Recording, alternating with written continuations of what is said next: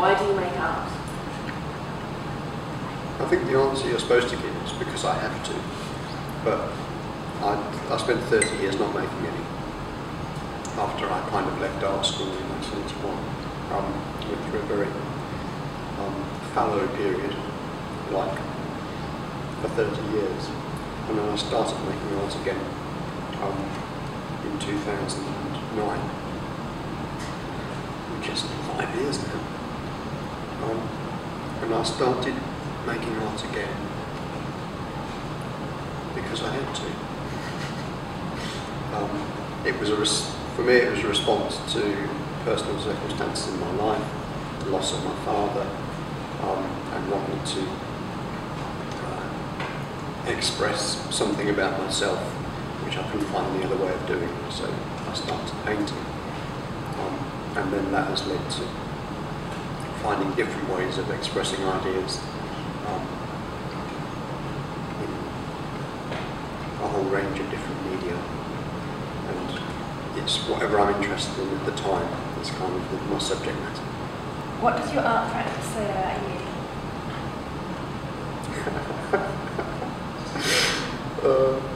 I dread to think.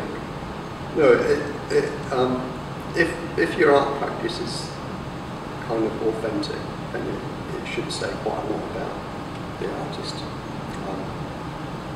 So I guess my practice would tell you that I'm an optimist and that I enjoy being around people, and that I love nature, the environment, the landscape, and probably most of all that I'm quite politically motivated, and that all of my work, or a lot of my work, particularly at the moment, is about an optimistic view that we could do better than we're doing in the way we treat each other. What is your definition of success? Well, success for the work I'm trying to make at the moment would be if, which is about sort of presenting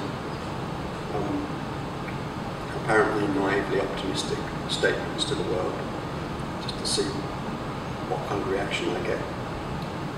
So I would feel it successful if I discombobulated people and made them have a double take and think, hang on a minute, where do I stand in relation to this? And it makes them reassess something about themselves. If that happens, then I think that's been a successful piece of work. That makes sense to me. And why is that important to you?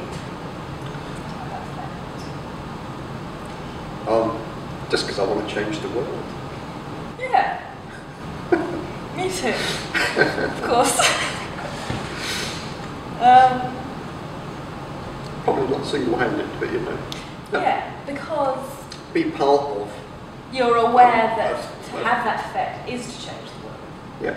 Bit by bit. It's to change one person to change the world. What ideas, interests, or concepts inspire your work? Well, I suppose the current idea is confrontational optimism, which is about confronting an audience or the viewer with optimistic statement, such as, I'm glad you're alive, and seeing what comes back. So I guess that's an idea or a concept that I'm playing with at the moment. What idea, what train of thought led you to that? Just trying to understand myself in relation to the world. And a friend who is a great artist called Mia Taylor, was talking to me about my work and said, I'm obviously motivated politically in a lot of the things that I make, and that I really should do something to define what my political motivation is. And that's where I'm Glad You're Alive came from, because it's kind of, it is the essence of what drives me politically and artistically, which is valuing people, valuing the human being, and putting a very high value on people. One of my other friends says people are just an accident, and that they're just the same as rocks or trees, and they have no more right to be here or to have any special status more than sparrows and twigs. But I have a different view. I put a higher value on people. That intrigues me. That conversation intrigues me because what the other person said was, or that whole conversation had an assumed hierarchy within it. I think, I suppose that's part of what I'm trying to explore, and I'm not sort of treating. I don't think of people as being separate from nature. Yeah. Because we are a species on the planet. We just happen to be a particularly successful one at the moment. But I don't hold with the sort of the misanthropic view that the world would be a better place if there weren't any people. Yeah. I don't go with that. Me I quite like people. either. Yeah, me too. The more the merrier, I say. Bring on 9 billion. What gives you cause for optimism?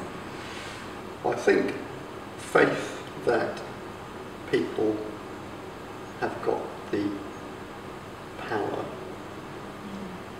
to change things for the better.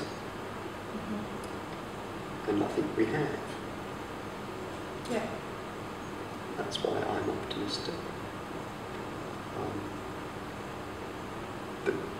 The stuff that we get fed on the media generally is all the bad stuff, and we don't get to hear about all the good stuff that's happening so much, like the eradication of certain diseases across Africa and the birth rate normalising in sub-Saharan Africa and things like that. We just, that doesn't make the news. Can you think of any, a couple of examples of moments that you could share as examples, however tiny, of moments of optimism? Well, I mean, because I'm based in an art school, I'm kind of surrounded by people who are making things. And I think every time, at the most basic level, every time that somebody makes something and expresses an idea or creates, then they're kind of doing something that fights against the slide of everything into disorder and chaos. So in every little step that we take to improve or create or share or be generous to one another, all those things are grounds for optimism.